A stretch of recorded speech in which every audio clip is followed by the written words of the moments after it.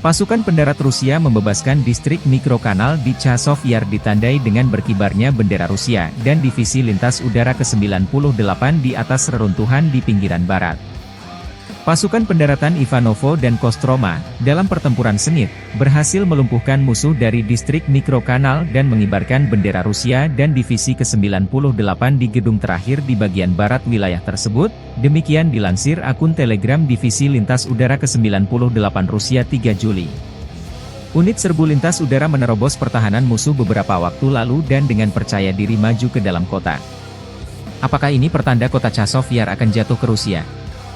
Chazov Yar salah satu daerah penghubung non strategis di wilayah Donetsk. Ukraina akan kehilangan besar jika Chazov Yar direbut Rusia. Pasukan